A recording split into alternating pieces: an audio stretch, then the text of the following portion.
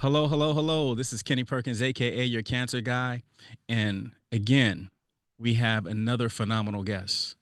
Now, listen, we're bringing this next guest from a world-renowned institution for that's dealing with cancer.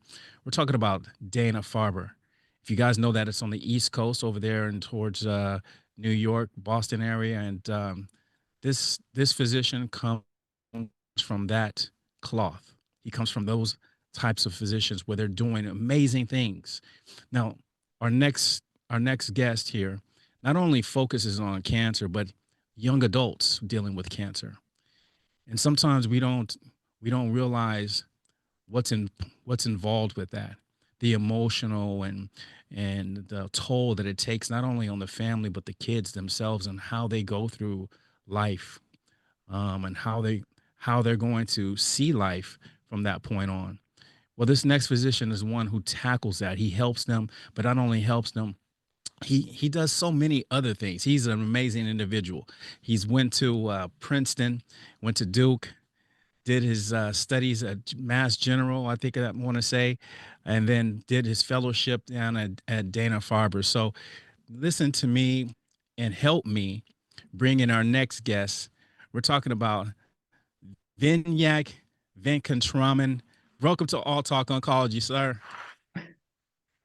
Awesome. Thank you so much. Thank you. Dr. V, I'm going to call you Dr. V. I mean, I think that's going to be next. But, Dr. V, thank you so much for joining us here at All Talk Oncology. And we're excited to be able to sit here and pick your brain a little bit and learn a little bit about you. And for what I understand, Dr. V, you just recently got married here. You're newlywed here. Huh? Is that true? I am. I got married to my wife Deepthi in June of last year, June 15th, and it's been great living life together. It's been really awesome making. I was living in Boston before, but now we're sharing a home together, and it's been really wonderful. Dr. B, I congratulations on that. I mean, Thank you. by the smile on your face, that tells me you're a happy man. So I Very love happy. that. Well, Dr. V, talk to us a little bit about how you landed in oncology, right? Because, going through your fellowship and things like that and going through med school, you can go any direction. What led you to going in the direction of oncology? Yeah, and it's a great question. It really was through a process of discovery, and at each stage of training, I just tried to be guided by the patient experiences and patient stories that really galvanized me or inspired me. And I didn't go into medical school or residency even thinking that I'd become an oncologist or a cancer doctor. And it really was through, especially in residency, when you're just exposed to every aspect of internal medicine or adult medical care. And I also did training in pediatrics as well. And just really on both sides, just seeing kids facing cancer and adults facing cancer, and especially young adults, and supporting them through their journey. I realized that those were the patients I wanted to invest my career and practice in, and do everything that I could in those deep and dark moments. And I think what really drew me to cancer care specifically, even though I do, practice general medicine and pediatrics in my care of patients facing cancer, is that you just develop such a close bond and relationship with each and every patient. And each patient is different, and each patient's needs and goals are different, and each cancer they have is different. And it just allows you to really be there with them at their darkest moments, and try to be a light and hope for them.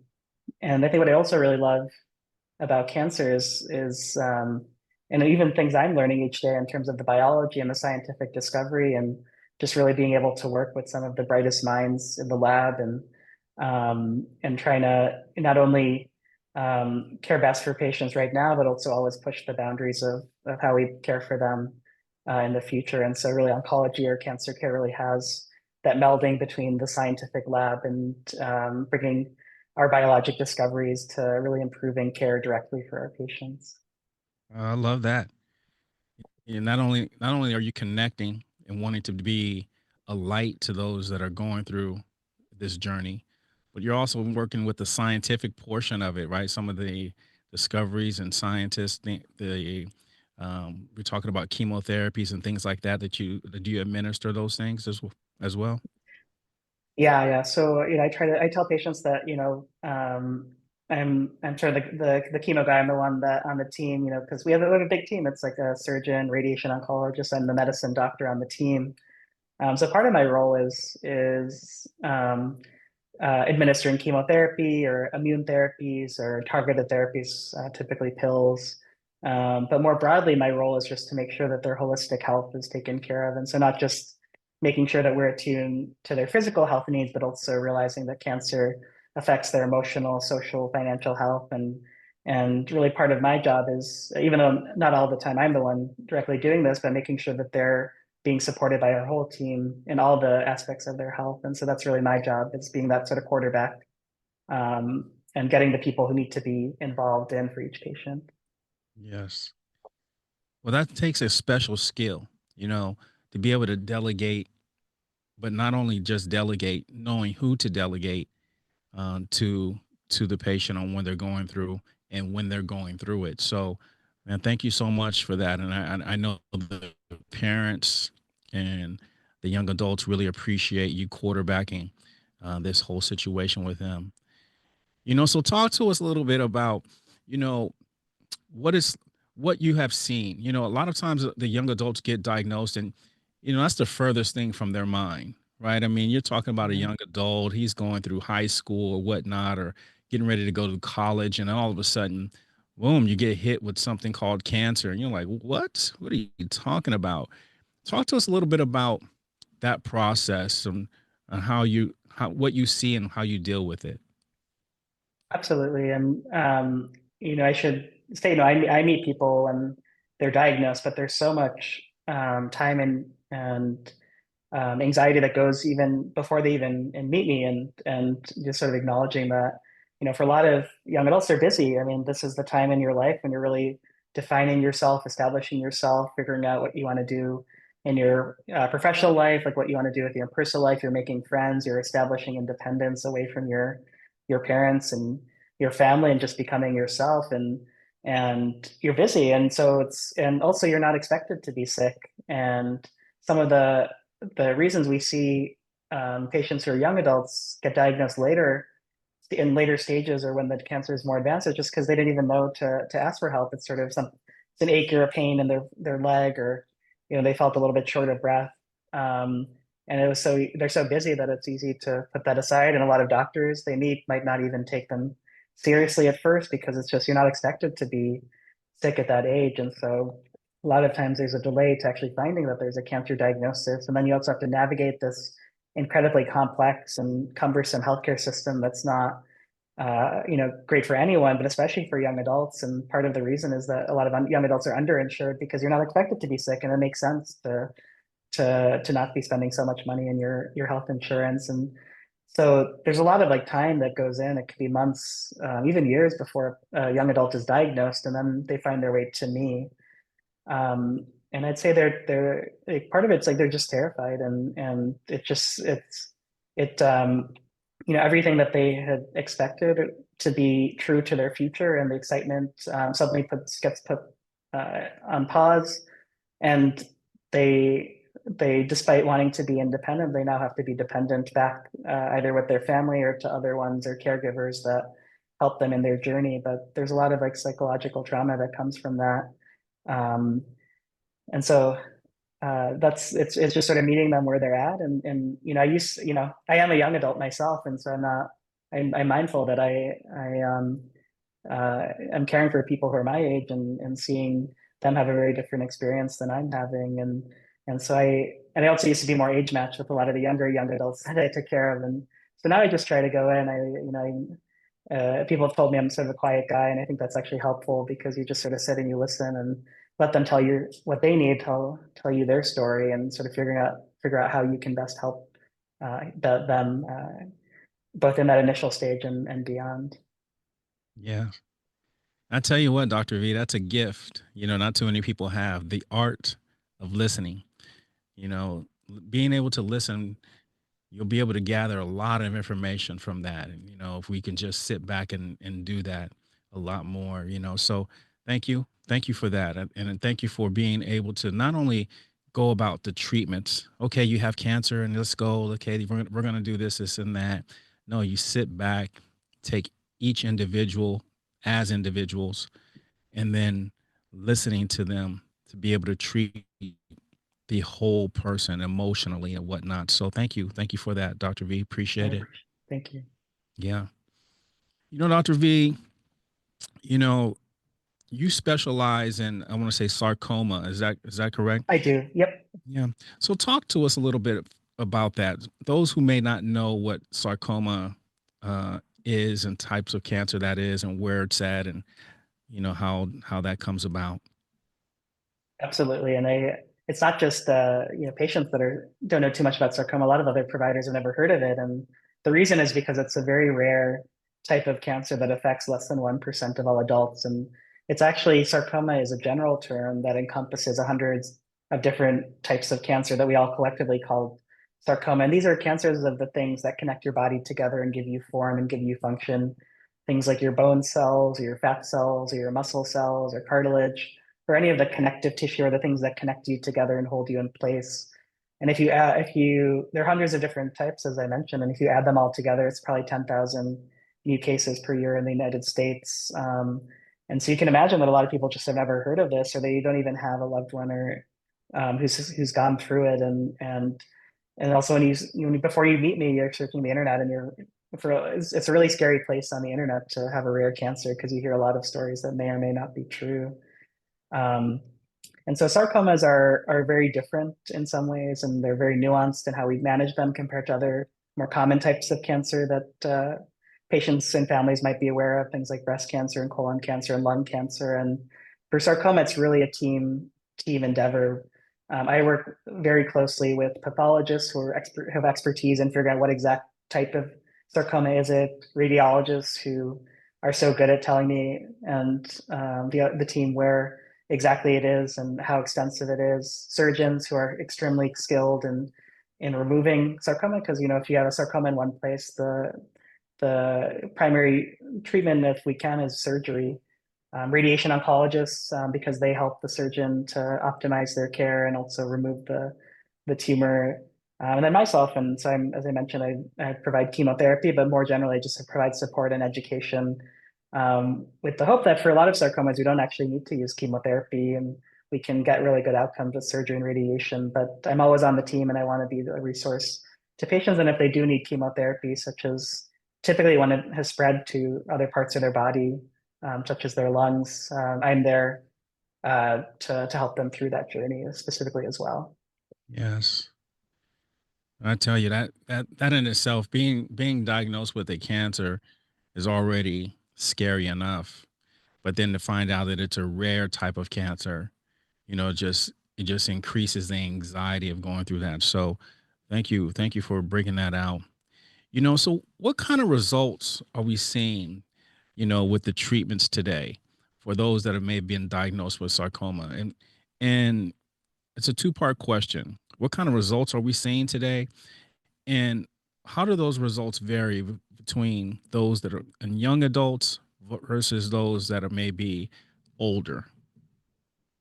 Yeah. So, for young adults, they can get sarcomas that affect both, that are more commonly seen in kids. They can also get sarcomas that are more commonly seen in adults.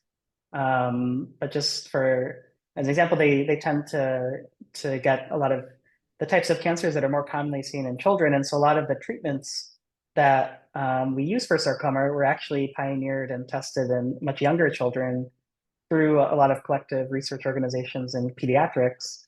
And so as adult doctors who are taking care of young adults who are not kids, but also not adults, we have to have this fine balance between, a lot of the treatments in pediatrics are really, really intense, because as kids are growing, they do have a resiliency that we do lose a little bit over time. And so what their bodies are able to tolerate in terms of chemotherapy, radiation, and surgery could be very different than someone 10 to 15 years older. And so for each individual young adult, we just have to do the best we can. We still try to treat them in the same protocol or paradigm that pediatricians use, but each person's journey can be very different. And, some of them have a very, straightforward journey through like pretty intense months of chemotherapy and radiation or surgery, whereas others have a much more difficult, both physical and emotional journey through really, really intense treatments. And so you just have to meet people where they are and support them one step at a time. So that's like, so young adults who are diagnosed with diseases that are more commonly seen or treated in pediatrics. Older adults are different, and there's a lot of nuance. And again, it's a lot of shared discussion and decision making with patients. And part of the reason is because it's such a rare type of cancer. We don't have the same amount of data that really says this is the right or wrong way to do it, like some of the other types of more common cancers have. And so we really have to be honest with patients that we don't know. We don't have all the answers right now. We have studies that were done, many decades ago that we still reference, and in terms of the role of chemotherapy, radiation, and surgery, and we just have to, as a group, we periodically evaluate what we think is the best based on the data that we have. And so for older adults, especially if it's only in one place, we never want the treatment to be worse than the disease, but typically it involves a pretty intense surgery. Historically, a lot of patients would need to get an amputation, but surgeons have gotten much better in their ability to remove and spare your arms and your legs. And then part of that is because our radiation technology has gotten so much better. And so radiation is often used as part of curative treatment in adults. And then there's some controversy about the role of chemotherapy in those settings when it's just a sarcoma in one place. Again, just because it's such a rare cancer, and there's been differences based on small studies. Yeah, so it really depends on the type of sarcoma they have, the age they have, what their health is otherwise, and really just matching our treatments with their goals. Because again, I think my overall premise is I never want the treatment to be worse than the disease, and I always want it to be matched with what their ultimate goals are. I love that. I love that. I want to match the disease, right? You want to make sure you don't take over that patient with treatments and then now they're just too weak, right? I mean, I love that. I love that approach, Dr. V. Oh, thank you. Thank you so Yeah. much. So, Dr. V, coming from Dana-Farber, you guys are world renowned, right? I mean, everyone knows about you.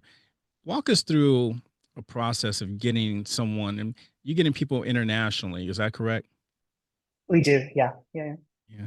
So walk us through that process of someone coming in for the first time to Dana-Farber, and that enrollment and how things are done there. What can they Yeah. expect? Yeah. Yeah. Yeah. And I think a lot of the initial journey are team members that sit behind the scenes, but they're incredibly important. And there are new patient coordinators, and they're really the ones that over time, then they themselves, even though they're not physicians, have expertise or develop expertise just through experience of being able to read the charts and figure out and help with our help figure out like which doctors do they have to see? Do they have to just see the medical oncologist? Do they have to see the whole multidisciplinary team? They really help to the patients to figure out, where are their tissue samples so that they can get sent to our lab so we can do a second opinion pathologic evaluation. They work with the patients to figure out how they can get all their imaging to our system so we can review it with our specialized radiologist. And so they really take on a lot of the burden, and they're really amazing. And our patients love them. They even tell me on the first visit how helpful the new patient coordinators are. They also help to manage some of the finances and making sure patients understand the insurance process for second opinions. Um, and then, the patients, we get the charts to review like several days before the visit because our new patient coordinators are so good. And it actually allows us to, review their case even before we meet them. And so I try to go in to every patient visit already, having a good sense just from the medical side what's going on. But I start every visit saying that I've reviewed your chart. But it's always helpful for me to, in your own words, tell me, how did this start? How have things been going, and how can I best help? Is sort of the first question, and then we sort of take it from there. Yes. You know, Dr. V, your demeanor and how you are, your ability to listen. I would be happy to be dealing with you. You know, it's like you make a person feel so at ease, and that's important when you're going through this type of journey. So, thank you so much walking I us through. And appreciate it. so, yeah, for sure. And for those that are listening, Dana-Farber, listen, world renowned, these international people are coming in, flying in here to get the best treatments. And then if you're ever dealing with a sarcoma, we got Dr. V there waiting to accept you. And you know that you're going to get the best care. So thank you so much, Dr. V, for everything you're doing there. I You know, appreciate it. yes, for sure. You know, Dr. V, so we go through these treatments. You see these patients, and I know everyone is different, but roughly give us amount of time you say that people come in for treatments on roughly speaking. Yeah. So for that first group, the young adults who are getting treatment that's more akin to pediatrics, like they're coming in quite a lot because we're giving them very, very high doses of chemotherapy, sometimes over the course of several days. For example, for Ewing sarcoma, and I've actually written about sort of the time toxicity of like how much time they actually have to spend with us is like a huge part of their journey, even for when we're trying to cure them of their Ewing sarcoma. And so it can be over, cycles every 2 weeks. So, and then those treatment cycles can be like either 2 days or 5 days, depending on the cycle. So and oftentimes because of the chemotherapies we're using, we need a lot of hydration. We need to give them medicines to counteract the chemotherapy. So they're here for 12 or 13-hour days.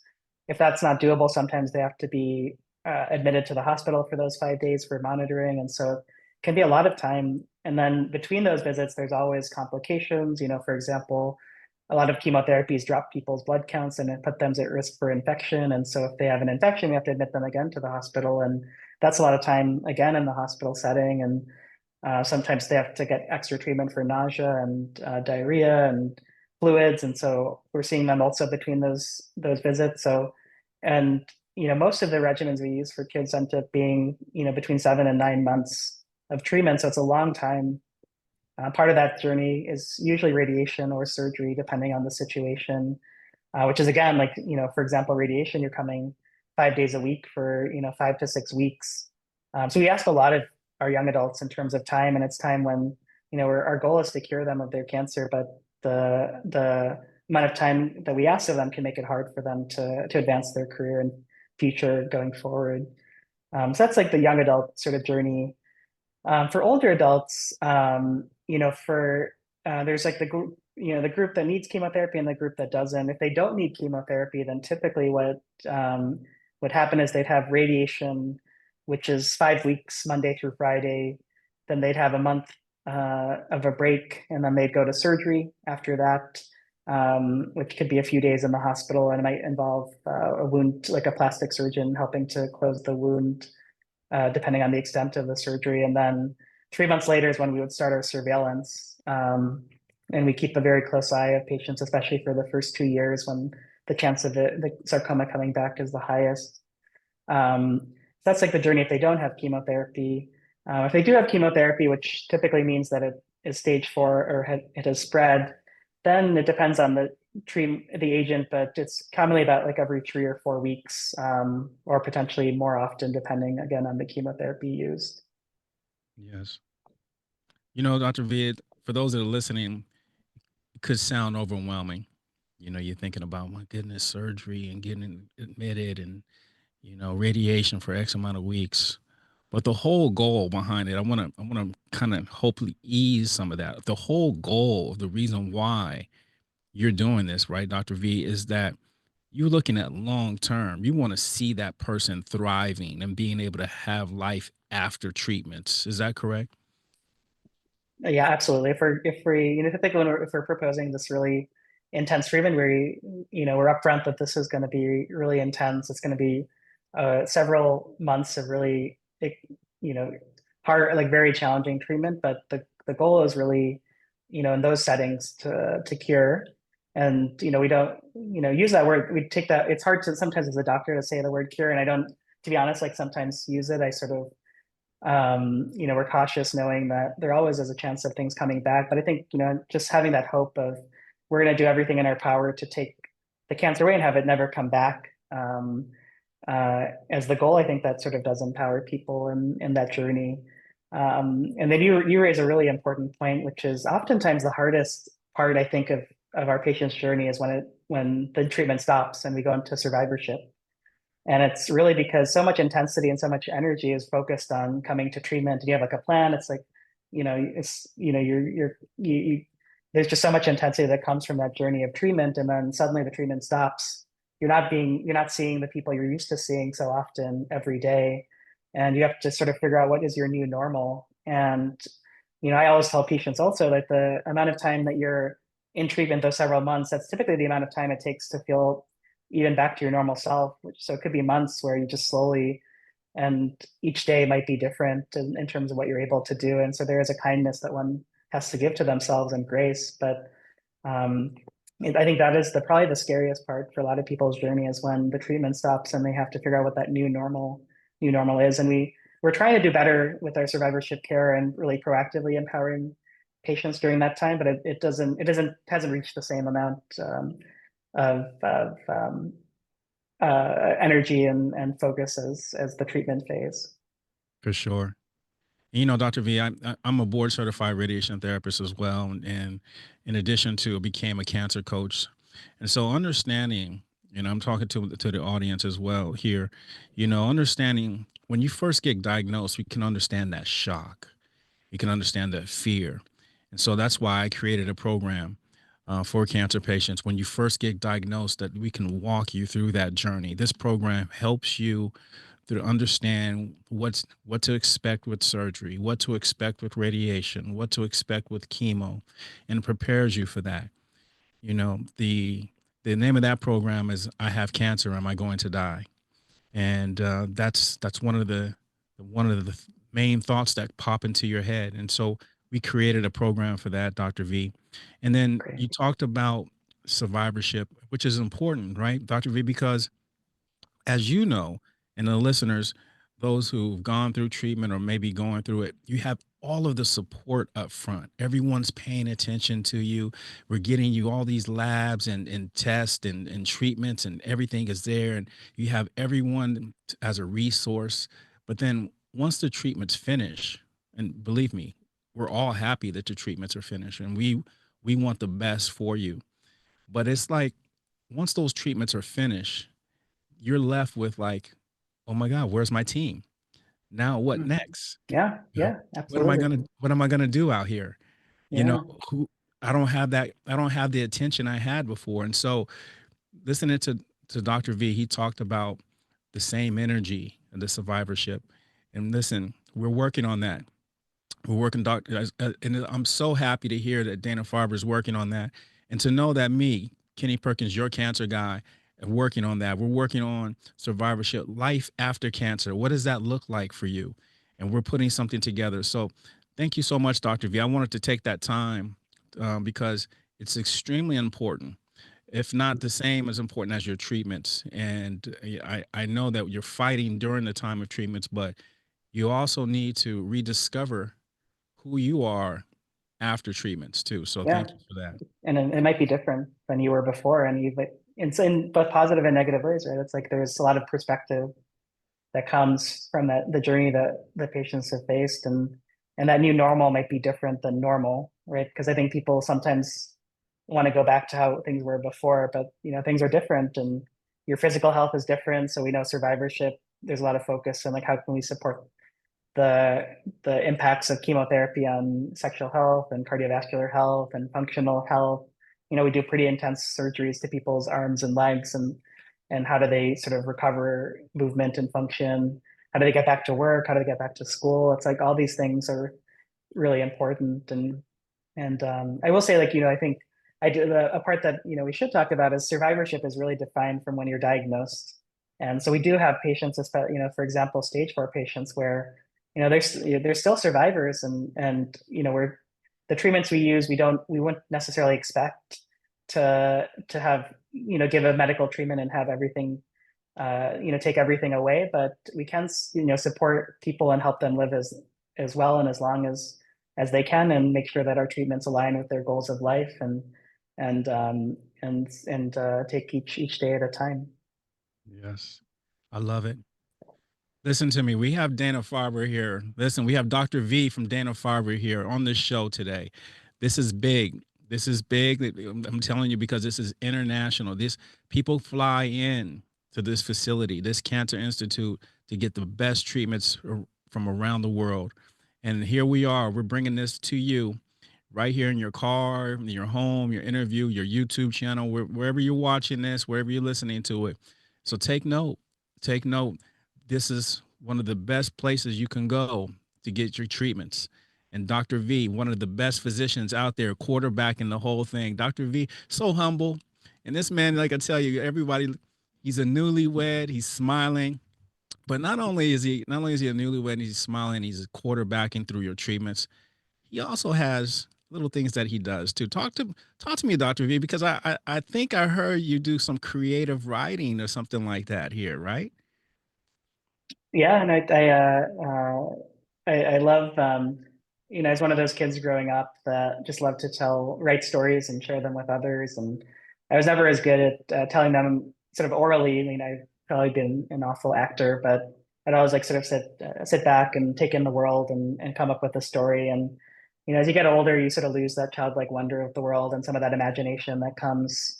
And so the fiction writing that I used to love, I sort of um, pivoted towards reflective writing and really using it as a way to tell stories about the things that I'm seeing in my experience as an oncologist or cancer care doctor, and really finding the moments that really challenge me or move me and or make me question certain things about either what I'm doing or what others are doing, and really sort of delving into that moment, sitting with it and reflecting, and then writing and trying to share that story in a creative lens through sort of like some of the tenets of fiction and prose. Um, and by doing that, it's not just about me, and it's not. I mean, therapeutically, it really helps me to tell the story and write it down. But I think what's more powerful is sharing that story with others and having that bidirectional um, relationship that forms from them reading the story and telling me about a story that they've had in their life that mimics or it sort of inspires them. And so that's why I typically write for healthcare professionals, and so it's a way for me to connect, I think, with other physicians and other healthcare professionals as well. But it's been fun, and I'm hoping to do more of it. Yes. We love that. We need more connection. We need outlets. And so thank you so much for being able to share those moments with us. Share those internal feelings with us. And a lot of times, right, physicians, I mean, a lot of people look to physicians as like almost superheroes, right? We're gonna, especially in a vulnerable position. And so to be able to have an outlet and then see the human side of you, Dr. V, and see the vulnerable side that you are a human being also with feelings and you understand those feelings. So important. Thank you. Oh, thank you. Yeah, it's been really.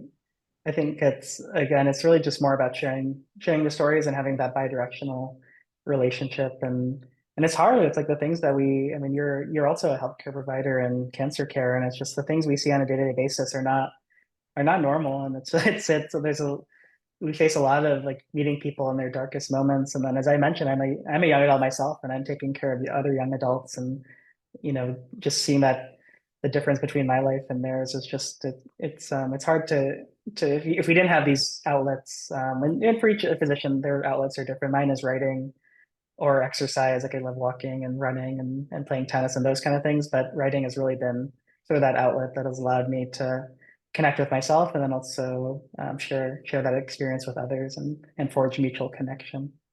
Yes. Love it. Then, Dr. V, sarcoma is very sensitive to me as well. I've never had sarcoma.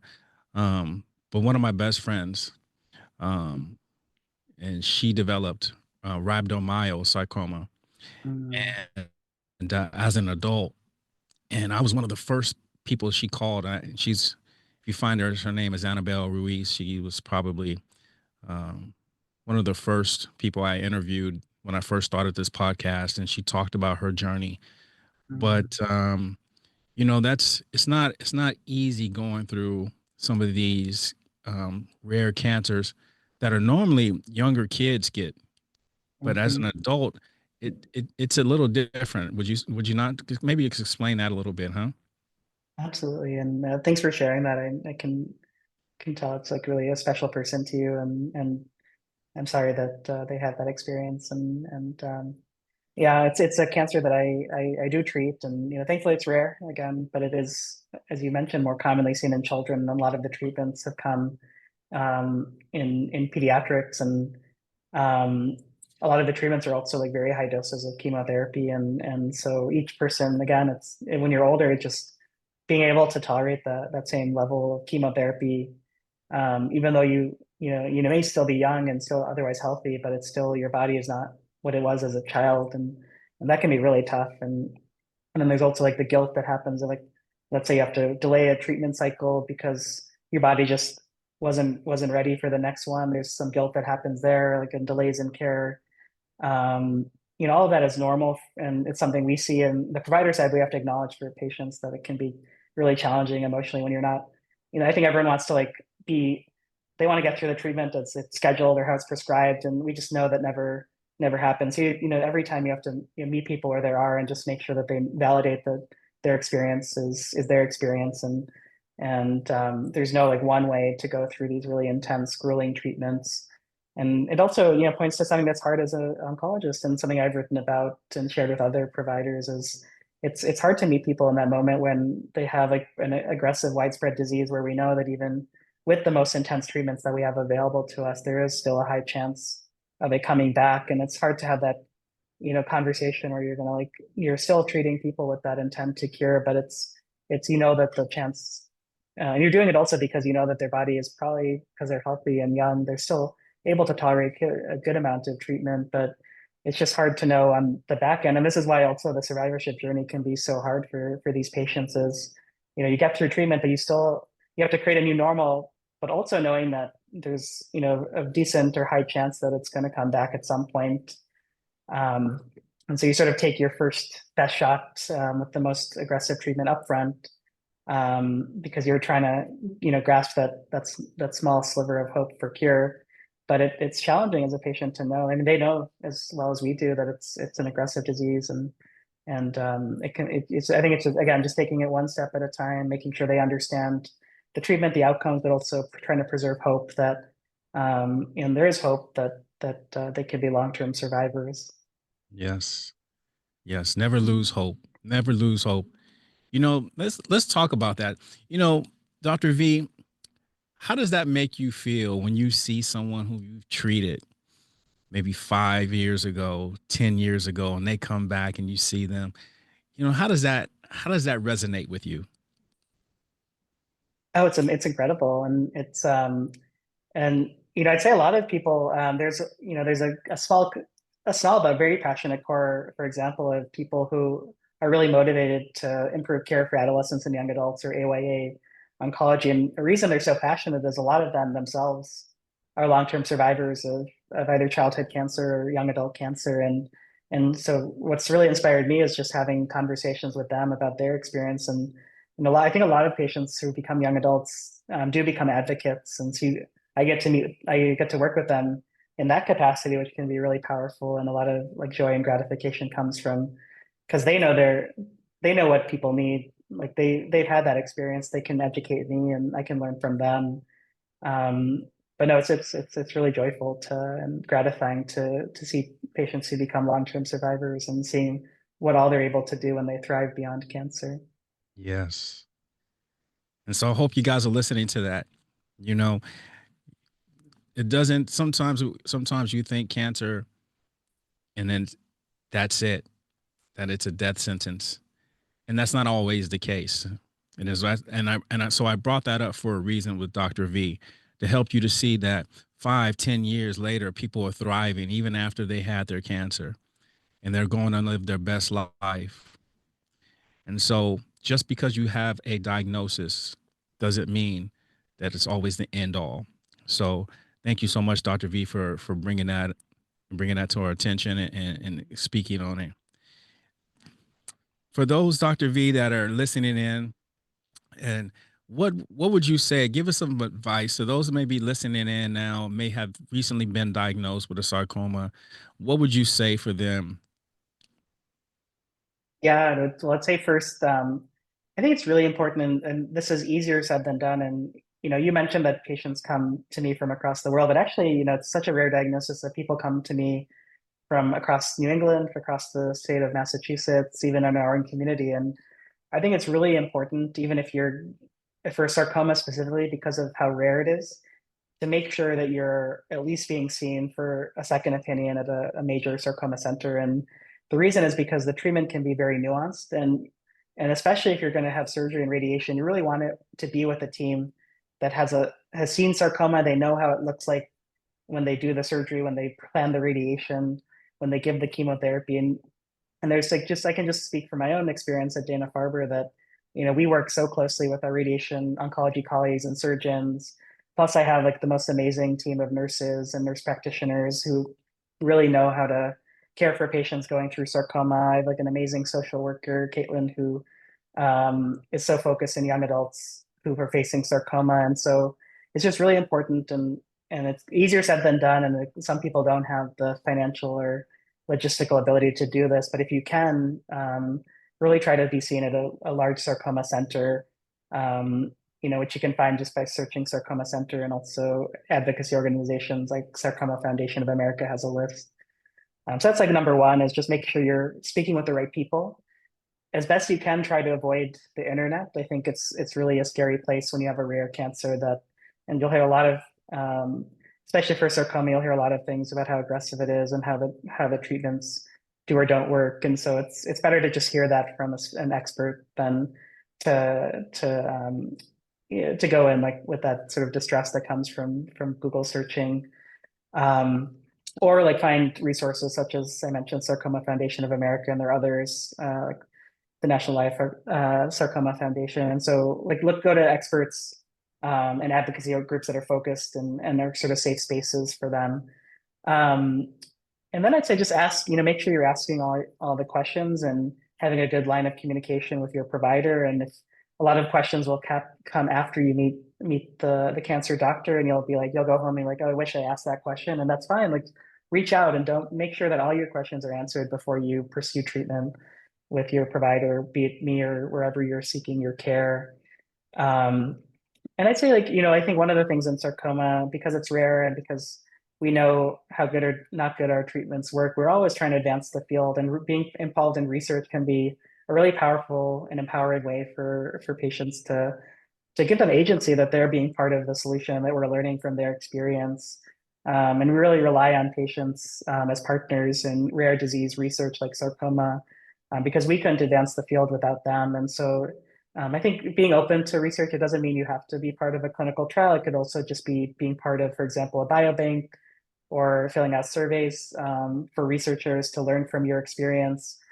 So just being open to research opportunities, I think, is really, really important. And then finally, just I think being like understanding what your goals are, what you're hoping to accomplish in your life, and what you want to see going forward, and realizing that not everyone wants that really, really intense treatment, and it's not always right for every single patient. And so just being clear to yourself, like what do you want, and what are you sort of open to, and just acknowledging also that it's totally fine and appropriate to say that I have stage 4 cancer and I want to spend as much time with my kids or my grandkids. I want to sort of focus on best supportive care. And I think that's totally and extremely important for us as oncologists to be aware that not everyone wants chemotherapy, not everyone wants to go through these crazy radiation and surgeries, and it doesn't mean there's anything that's wrong or different with them. It's just it's what they want, and we need to be open and listen to them, and really, as I mentioned, align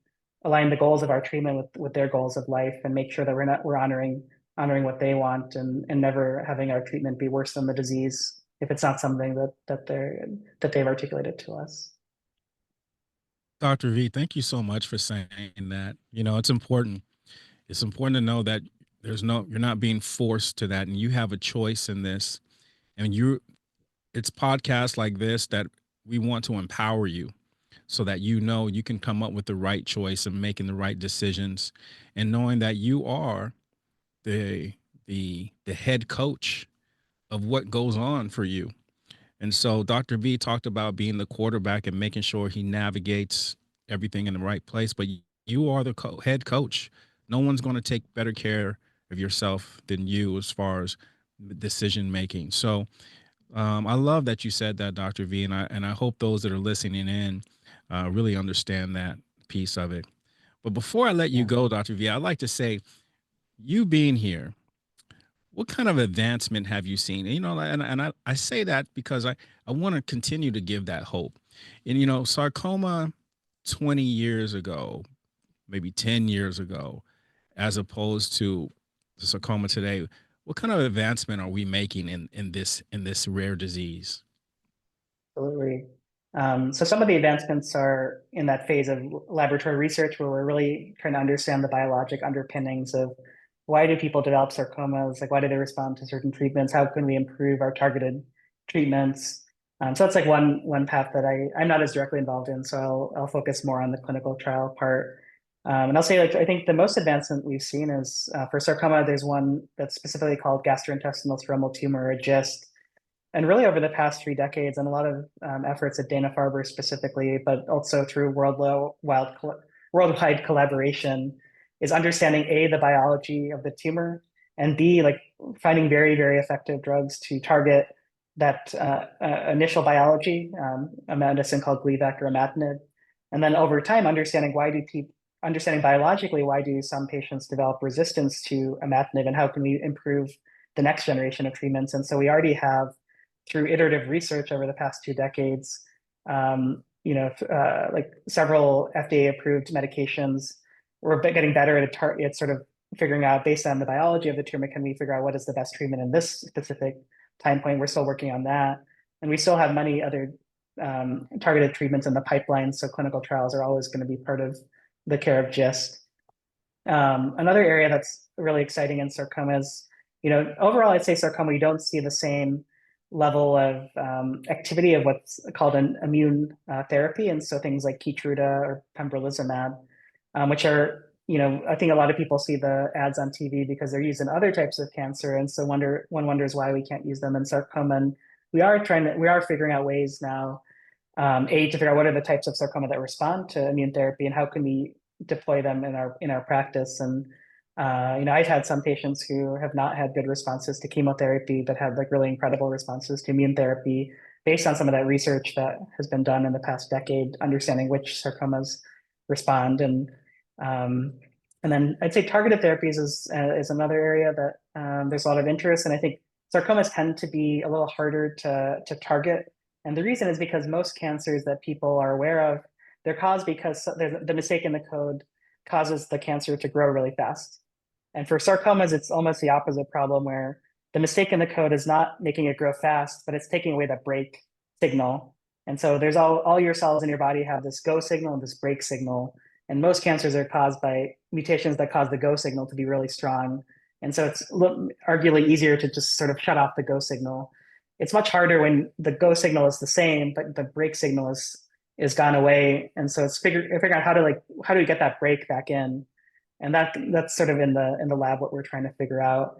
And then finally, I'll say for a type of cancer called or sarcoma called synovial sarcoma, it's actually one of the first cancers that for what we call solid tumors, which are non-lymphoma, non-leukemia cancers, we call them solid. One of the first approvals for cellular therapy, which is taking a patient's immune system and reprogramming it so it can attack and target the cancer. One of the first FDA approvals was actually in synovial sarcoma. So it wasn't in something like breast cancer, colon cancer, prostate cancer. It was actually in sarcoma. And so that's something we're really excited about it. Like, can we actually train people's immune system to fight the cancer? And so synovial sarcoma is the first one, but I think there will be a lot of interest over time in advancing to others. I love it. I love it. That's what I'm talking about, Dr. V. We're making advancements, and those that are going through something like this know that you're not alone in this. People are working behind the scenes. We're working to get better treatments. We're working to minimize all of these different cancers that you may be going through from a sarcoma standpoint. So thank you, Dr. V, for gracing us here at All Talk Oncology with your presence. We have Dr. V, we have Dana-Farber here on All Talk Oncology. I hope you guys are able to benefit from that and listen to Dr. V and all the information. He dropped gems today. So I hope that you write these things down and know that you're not alone in this. We're in this together. Dr. V, thank you. Thank you so much. No, it's thanks for the work that you're doing to support patients and advocate for them and help them to advocate for themselves. And it helps us on the other side as well, just to make sure that we're empowering our patients as well. Absolutely. Absolutely. Listen, if you guys are ever going through something difficult, make sure you reach out to him. My name is Kenny Perkins, aka your cancer guy. This is All Talk Oncology. We're making sure that we bring you the latest and greatest when it comes to physician research, things that are happening in the community. We want to make sure, as I said before, you're not alone in this. We're in this together. This is Kenny Perkins, aka your cancer guy. Until again, I'm out. So stay connected with us on All Talk Oncology Cancer Podcast. Make sure you subscribe to that, right? Wherever you listen to your podcast, whether that's Apple, Spotify, make sure you subscribe and continue to spread that word, right? Engage in this because your engagement can help someone stay alive. And this is what we're talking about. So again, make sure you subscribe, hit that subscribe button. Again, this is Kenny Perkins, aka your cancer guy. Until again, I'm out.